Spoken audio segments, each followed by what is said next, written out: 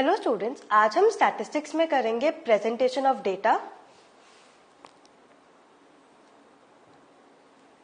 Now when the work related to collection of data is over, मतलब हमने क्या किया, डेटा कलेक्ट कर लिया, तब कलेक्ट करने का काम खत्म हो गया। The investigator has to find out ways to present them in a form which is meaningful, easily understood and gives its main features at a glance। Investigator यहाँ पे कौन है, जो डेटा कलेक्ट कर रहा है, ठीक है। तब यहाँ बोले कि जब हमने डेटा कलेक्ट कर लिया, उसके बाद जो इन्वेस्टिगेटर है, मतलब जो डेटा कलेक्ट कर रहा है, उसको क्या करना पड़ेगा, उसको ढूंढना पड़ेगा, ऐसे वेज ढूंढने पड़ेंगे जिससे वो डेटा को प्रेजेंट कर सकता है अच्छे से, जो कि मीनिंगफुल, मतलब बहुत अच्छे से समझ सके उस डेटा को, इजीली अंडरस्टैंडेबल, अच्छे से देख सके, समझ सके, और उसके जो भी डेटा के जो मेन फीचर्स है, जो खासियत है, वो हमें एक बार में मिल जाए, ठीक है। अब हम कुछ एग्जाम्पल से समझेंगे। Consider the marks obtained by 10 students in a mathematics test as given below, ठीक है। मतलब ये क्या है, मैथ्स के मार्क्स है 10 बच्चों के। नाउ अब देखो, ये 55 है, एक 36 है, एक 95 है, तो कोई पैटर्न नहीं है, करेक्ट। मतलब ऐसा नहीं है कि कोई एक बड़े से छोटा हो रहा है या छोटे से बड़ा जा रहा है, ऐसा कुछ नहीं है। So the data in this form is called the raw data. हम क्या बोलते हैं इस फॉर्म ऑफ डेटा को, raw data. Now can you find out the highest and the lowest marks. ये देख के क्या आप हाइएस्ट एंड लोएस्ट मार्क्स ढूंढ सकते हो? नहीं ना, थोड़ा आपको मुश्किल होगा। इसीलिए हम क्या करते हैं, हम ऐसे रॉ डेटा को असेंडिंग ऑर्डर में अरेंज करते हैं। असेंडिंग ऑर्डर क्या होता है, छोटे से बड़ा, ठीक है। असेंडिंग ऑर्डर मीन्स छोटे से बड़ा, डिसेंडिंग ऑर्डर मीन्स बड़े से छोटा। नाउ असेंडिंग ऑर्डर में छोटे से बड़ा, तो देखो 25, 36, 42, 55, 60, 62, 73, 75, 78 एंड 95। मतलब देखो ये बढ़ता जा रहा है, ऐसा नहीं है कि कभी बड़ा है कभी छोटा है, ऐसा तो नहीं है, करेक्ट। अब यहां से आपको पता चल जाएगा, असेंडिंग ऑर्डर में आपने अरेंज कर दिया। लोएस्ट मार्क्स किसका होगा, जो कि आपका फर्स्ट टर्म होगा, एंड हाईएस्ट मार्क्स क्या होगा, जो आपका लास्ट टर्म होगा, करेक्ट। समझ आया?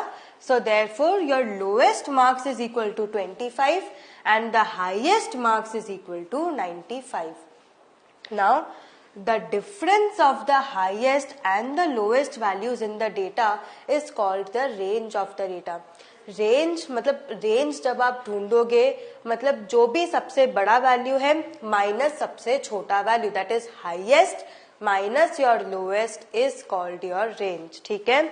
यहाँ पे रेंज क्या हो जाएगा इस सम में, 95 minus 25 which is equal to 70। समझ आया? Difference of the highest and the lowest values, highest value is 95, lowest value is 25, ठीक है। समझ आया? Example 2, consider the marks obtained out of 100 marks by 30 students of class 9 of a school। मतलब out of 100 marks मतलब total marks कितने हैं, 100 marks, उसमें से 30 बच्चों को ऐसे मार्क्स आए हैं, ठीक है। अब ये 30 मार्क्स है, समझ आए? देखो यहाँ पे भी कोई आपका अरेंजमेंट नहीं है, जैसे 10, 20, 36 यहाँ बढ़ता जा रहा है, फिर अचानक से 92, 95, फिर 40 आ गया। तब बड़े से यहाँ अचानक से छोटा हो गया, एंड फिर 40 से 50 मतलब बड़ा हो गया। मतलब ये क्या रॉ डेटा है, this is not arranged in a proper form. Now the number of students who have obtained a certain number of marks is called the frequency of those marks। मतलब क्या बोल रहे हैं कि सपोज नंबर ऑफ स्टूडेंट, मतलब जितने भी certain number of marks हमने ऑब्टेन किए हैं, तो जो जितने नंबर ऑफ बच्चों ने, जितने बच्चों ने उतने नंबर ऑफ मार्क्स ऑब्टेन किए हैं, हम क्या बोलते हैं, frequency of those marks. For instance अब देखो एग्जाम्पल, 4 स्टूडेंट्स गॉट 70 मार्क्स, ठीक है। मतलब 70 मार्क्स कितने बच्चों को मिले, 4 बच्चों को 70 मार्क्स मिले। The frequency of 70 marks is 4। मतलब 70 मार्क्स की फ्रीक्वेंसी क्या है, 4। मतलब 4 बच्चों को 70 मार्क्स आए, ठीक है। नाउ द टेबल बिलो, अब यहाँ पे हम एक टेबल देखेंगे। The table below is called an ungrouped frequency distribution table और अ फ्रीक्वेंसी डिस्ट्रीब्यूशन टेबल, ठीक है। मतलब या तो अनग्रुप्ड फ्रीक्वेंसी डिस्ट्रीब्यूशन टेबल होता है, एंड उसी अनग्रुप्ड फ्रीक्वेंसी डिस्ट्रीब्यूशन टेबल को हम क्या बोलते हैं, फ्रीक्वेंसी डिस्ट्रीब्यूशन टेबल। ठीक है, ये देखो ये क्या है, अनग्रुप्ड फ्रीक्वेंसी डिस्ट्रीब्यूशन टेबल। यहाँ पे मार्क्स कितने हैं, 10, 20, 36, 40, जो भी 95 तक, एंड उससे रिलेटेड फ्रीक्वेंसी मतलब 10 मार्क्स सिर्फ एक बच्चे को आया, 20 मार्क्स भी एक बच्चे को आया, 36 मार्क्स 3 बच्चों को आया, वैसे ही कर करके 95 मार्क्स भी एक बच्चे को आया। ठीक है, एंड यहाँ नंबर ऑफ स्टूडेंट्स हम टोटल कर देंगे कि टोटल 30 बच्चे थे, करेक्ट। सो नाउ अब हम देखते हैं कि कैसे हम बनाएंगे ये सब। The blood groups of 30 students of class 8 are recorded as follows. मतलब ये क्या है, ये 30 बच्चों के ब्लड ग्रुप्स है। ठीक है, आपको पता है ब्लड ग्रुप क्या होता है, A B O, A B, A positive, O positive, ये सब आपको पता है, ये सब ब्लड ग्रुप्स है। Represent this data in the form of a frequency distribution table. तो फ्रीक्वेंसी डिस्ट्रीब्यूशन टेबल और अनग्रुप्ड फ्रीक्वेंसी डिस्ट्रीब्यूशन टेबल बात एक ही है, अभी हमने पढ़ा था। Which is the most common and which is the rarest blood group among these students. अब मोस्ट कॉमन क्या होगा, जिसकी फ्रीक्वेंसी सबसे ज्यादा होगी वो होगा मोस्ट कॉमन, एंड जिसकी फ्रीक्वेंसी सबसे कम होगी वो होगा रेयरेस्ट ब्लड ग्रुप। ठीक है, समझ आया। तो अब हम इसको कैसे प्रेजेंट करेंगे, अब आप एक एक काउंट तो नहीं करोगे कि ए कितनी बार आया, 1 2 3, फिर ओ कितनी बार आया, ऐसा हो सकता है कि आपने कुछ छोड़ा, इसीलिए हम यहाँ पे यूज करते हैं टैली मार्क्स। ठीक है, हम क्या यूज करते हैं यहाँ पे, टैली मार्क्स। ठीक है, तो टैली मार्क्स कैसे हम टैली मार्क्स कैसे होता है हम देखते हैं। अब सपोज देखो ये डेटा है आपका, अब सबसे पहले क्या है, ए। ठीक है, सो यहाँ पे आप सबसे पहले ब्लड ग्रुप लिखोगे, एंड जितने भी different types of blood groups हैं आप वो इस कॉलम में लिख दोगे। 4 ब्लड ग्रुप है, A B O and A B, और कोई ब्लड ग्रुप मुझे यहाँ नहीं दिख रहा, तो 4 टाइप है, उससे रिलेटेड टैली मार्क्स। ठीक है, टैली मार्क्स आपको बताएगा फ्रीक्वेंसी, टैली मार्क्स आपको क्या बताएगा, फ्रीक्वेंसी। ठीक है, एंड जो यहाँ पे टैली मार्क्स आया उसी को काउंट करके हम यहाँ टोटल फ्रीक्वेंसी लिख देते हैं, that is the number of students. ठीक है, क्योंकि यहाँ पे नंबर ऑफ स्टूडेंट्स है, इसके लिए आपकी फ्रीक्वेंसी किस रिस्पेक्ट में होगी, नंबर ऑफ स्टूडेंट्स। ठीक है, सो ये हो जाएगा एफ। सो पहला क्या है, ए यहां पर है, सो एक लाइन ऐसे बनाओगे। ठीक है, ए का, फिर अब आपको अगर देखना है कि कुछ छूटे ना, तो यहाँ पे एक छोटा टिक बना दो। ठीक है, फिर आया बी, बी के कॉरेस्पॉन्डिंग एक लाइन बना दो एंड टिक कर दो। ठीक है, फिर आया ओ के कॉरेस्पॉन्डिंग एक लाइन बना दो एंड ओ को टिक कर दो।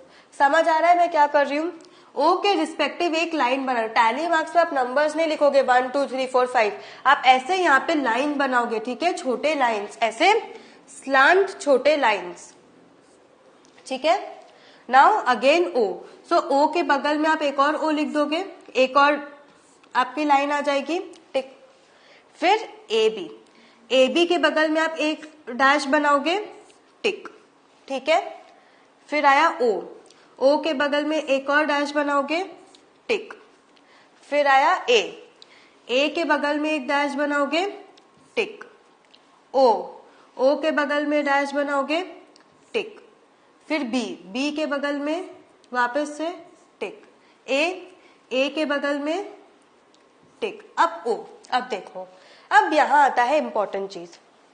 यहाँ पे 4 हो गए, मतलब आपने 4 बार यहाँ पे लाइंस बना दी। सो ईच लाइन रिप्रेजेंट्स 1, तो मतलब हर एक लाइन क्या रिप्रेजेंट करता है, एक नंबर। ठीक है, सो 1 प्लस, यहाँ पे 4 लाइन है, मतलब 1 + 1 + 1 + 1 मतलब 4। अब ओ है, ओ मतलब 5th हो जाएगा। सो ओ के लिए 5th के लिए आप ऐसे लाइन बनाओगे, क्या मतलब कि जैसे ये आपने 4 बना दिया, 5वां इनका डायगोनल, मतलब इनको काट दोगे। ठीक है, समझ आया। तो 5वां ओ क्या होगा, इसको आपने काट दिया। तो यहां से अब आपको कैलकुलेट नहीं करना पड़ेगा, ये क्या रिप्रेजेंट करता है, ये रिप्रेजेंट करता है 5। ठीक है, now again B, same procedure repeat करो, बी ए। अब देखो ए 4 हो गया, अब आपको ध्यान रखना पड़ेगा वापस जब ए आएगा। नाउ ओ एंड ओ, फिर से यहाँ पे ओ एंड ओ, तो मैंने 2 बार लाइन बना दी, फिर आया ए। अब ए आया, अब आप क्या करोगे, एक लाइन बनाओगे कि स्ट्राइक करोगे? स्ट्राइक करोगे, वेरी गुड। सो यहाँ पे इसको काट दो, ठीक है, ए बन गया। Now A B, A B O, O हो गया, ए एंड ए और 2 बार, ए, ठीक है, ओ 2 बार, 4 हो गया, 5 क्या करोगे, स्ट्राइक, वेरी गुड। फिर ए बी हो गया। Now B and A, B क्या होगा यहाँ, ए यहाँ हो गया, फिर ओ बी, फिर से ओ एंड यहाँ पे बी। अब देखो बी 4 है, सो 5 क्या हो जाएगा, स्ट्राइक, फिर A B and O, A B and O, ठीक है। अब ये आपने कर दिया, सब आपने इंक्लूड कर दिया। अब हम क्या करेंगे, अब हम काउंट करेंगे, ठीक है। अब इससे क्या होता है, आपको एक एक जैसे 1, फिर ए जैसे का है 1 1 2 3 4 ऐसे करने की जरूरत नहीं है। यहाँ आपने टैली मार्क्स बना दिया, अब खाली टोटल काउंट करो। मैंने क्या बोला था, ऐसे टाइप को क्या बोलते हैं, दिस रिप्रेजेंट्स 5, करेक्ट। सो यहाँ पे हो गया 5 प्लस 4 लाइन्स है, तो 5 प्लस 4 9, यहां मैं लिख दूंगी 9। फिर ये 5 है, 5 प्लस 1 6, फिर ये कितना है, ये 2 सेट्स है, तो 5 प्लस 5 प्लस 2 दैट इज 12, और ये क्या है 3, correct.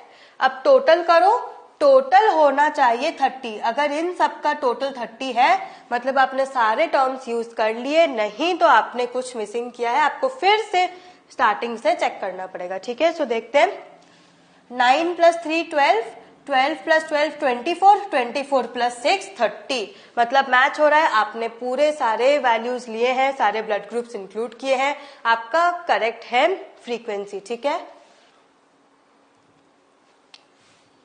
So the most common blood group क्या होगा यहाँ पे, the most common blood group is O. By O, because यहाँ पे frequency is the maximum, maximum frequency मतलब most common. And rarest blood group क्या होगा, rarest blood group will be A B. Why, because the frequency is the minimum that is 3। समझ आया? So what have you learn today? आज हमने presentation of data देखा, हमने tally marks सीखा।